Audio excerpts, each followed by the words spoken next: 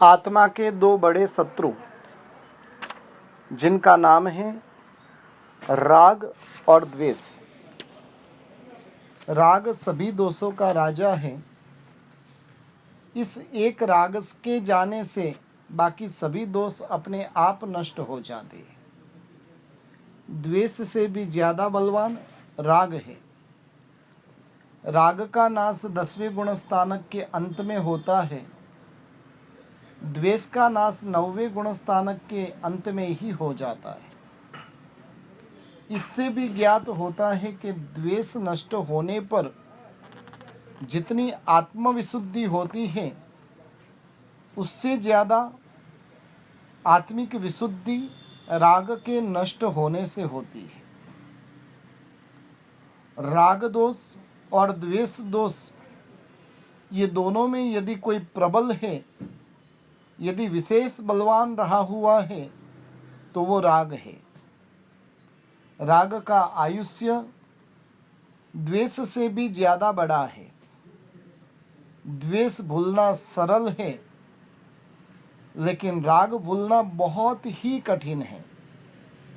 द्वेष करना पड़ता है जबकि राग सहजता से हो जाता है।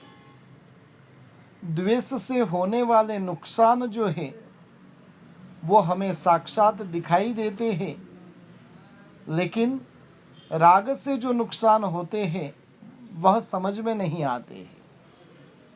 और जगत भी कहता है कि द्वेष मत करो, इस प्रकार से सब लोग कहते हैं, लेकिन राग मत करो ऐसा जगत में कोई नहीं कहता है। ये तो मात्र और मात्र वितराग परमात्मा का शासन ही कहता है कि राग भी मत करो।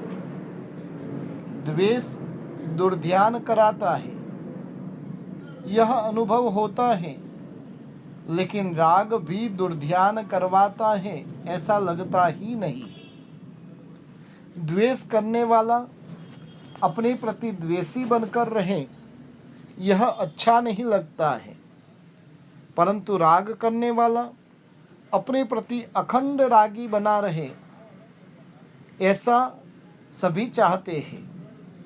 उसका रागीपना छूटे यह भी अच्छा नहीं लगता है।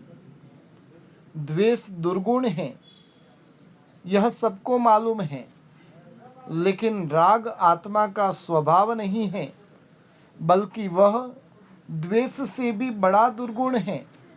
यह ज्ञात होता ही नहीं है।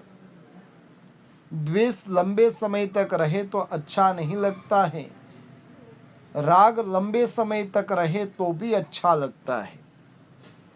आठों कर्मों की जड़ मोहनीय कर्म, और मोहनीय कर्म की जड़ यदि कोई है तो वो राग है। मोहनीय की प्रकृति के मूल में राग है। तीव्र कोटि का राग अर्थात अनंतानुबंधी का राग जब तक नहीं जाएगा तब तक मिथ्यात्व भी नहीं जाता है।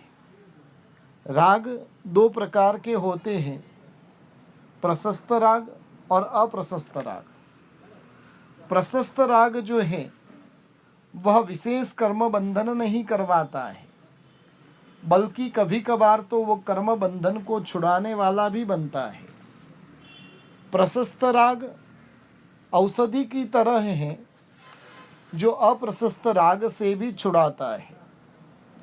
प्रशस्त राग यानी देव, गुरु, धर्म पर किया गया राग, सम्यक शास्त्र, तीर्थ, पर्वदिन, धर्म क्षेत्र आदि के प्रति होने वाला राग वह प्रशस्त राग कहा जाता है। जहाँ पर गलत आकांक्षा हो वो राग पाप बंध का कारण बनता है, लेकिन जहाँ पर ऐसी कोई आकांक्षा न हो तो वह पुण्य बंध का भी कारण बनता है।